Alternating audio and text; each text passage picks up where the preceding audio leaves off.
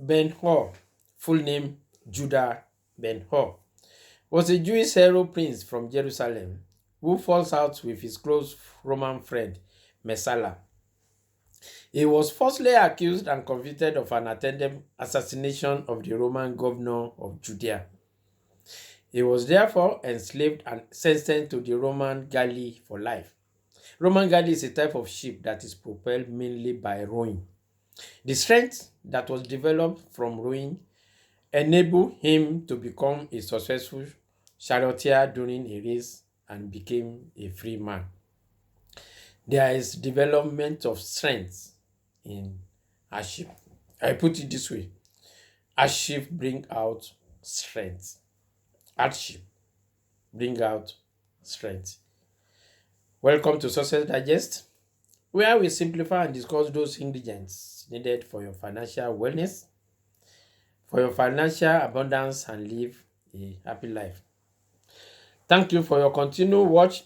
If this is not your first time of watching Success Digest videos, and I say welcome if this is your first time. Today, we are discussing the topic maximize your potential. Maximize your potential. To maximize is to expand, to make as large as possible. On the other hand, your potential is your ability that is currently unrealized.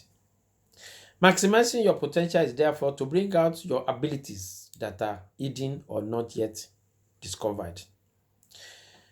Back of all achievements, back of all thoughts, control is that magic something that we call desire.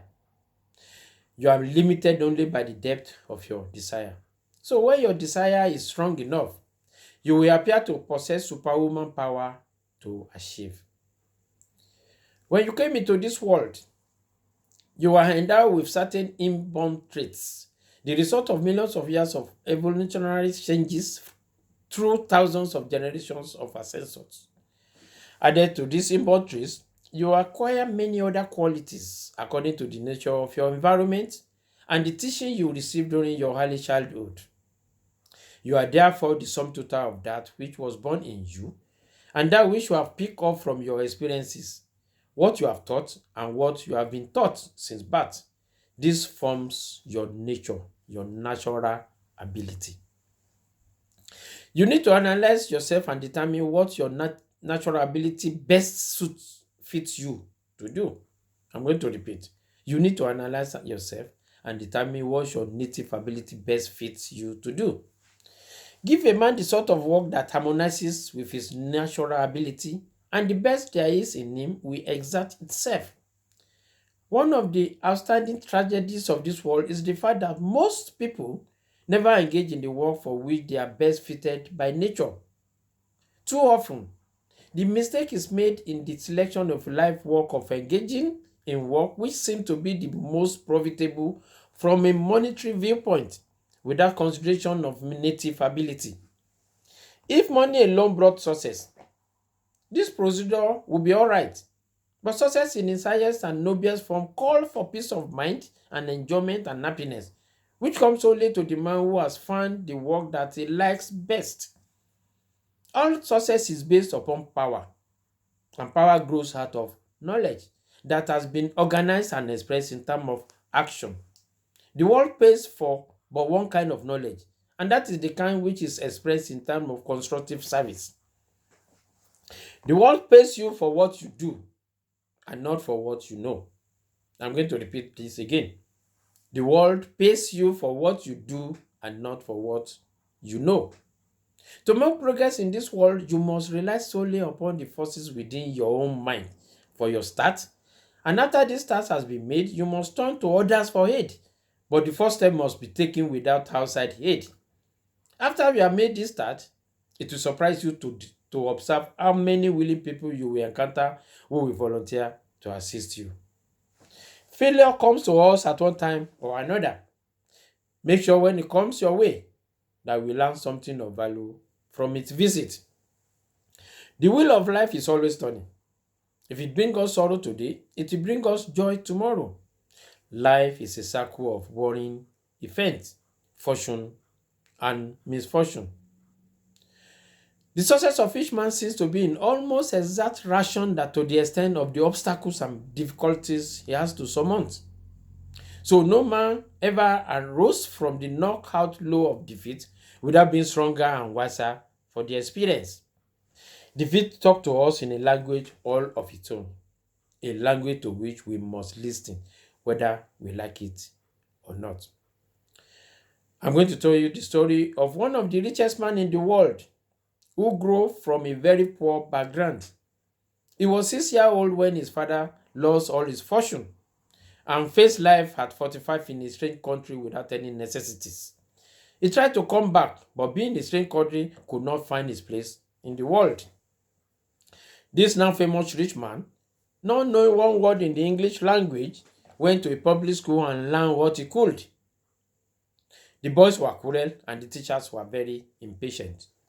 There was no money, and after school hours meant for him and his little brother to go and help mother, who daily grew more frail under the burden that she could not carry. Not for this, but for years, the boys set table for scant breakfast. They went to school and after school wept, scrubbed the floor because they live in a three family tenement.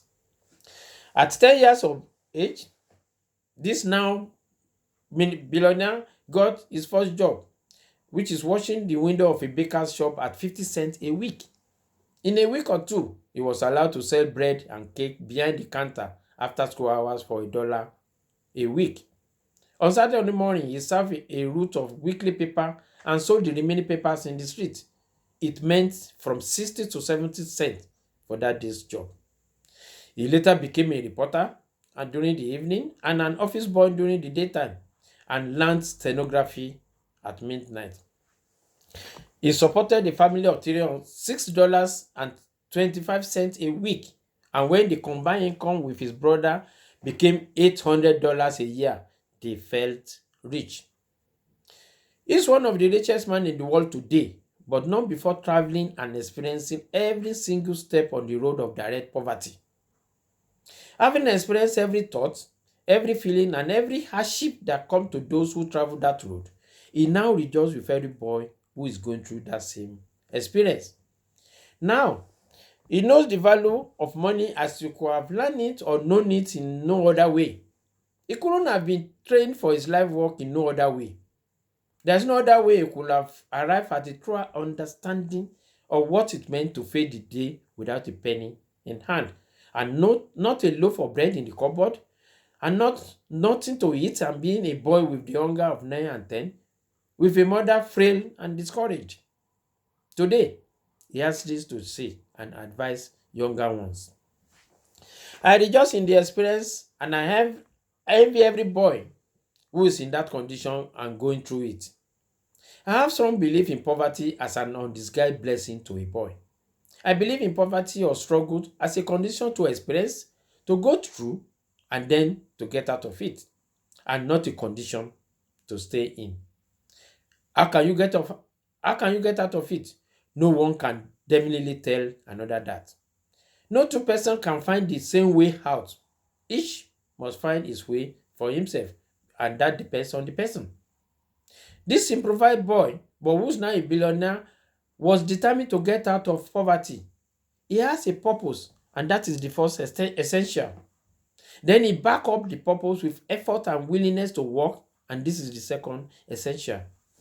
He was willing to work and to do anything that came his way as long as it takes him out of poverty.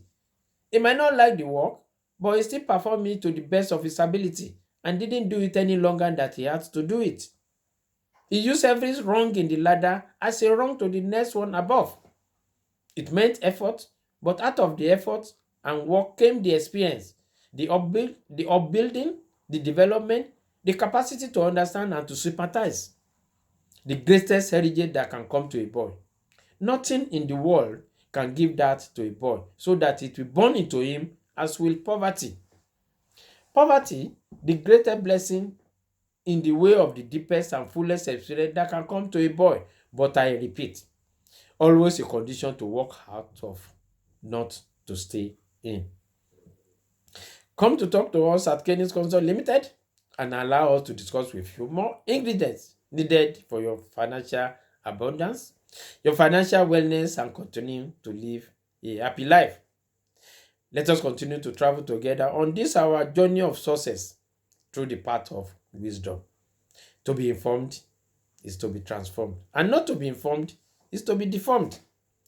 My name is Kayo Denraito, and I can be reached on 074 2794 2000 or 079 51 77 5255. Or better still, visit our website kenisconsultlimited.uk. kenisconsultlimited.uk. If this our video benefits you, please share and like. And not only that, visit Success Digest blog on YouTube and other social media. Enjoy your success.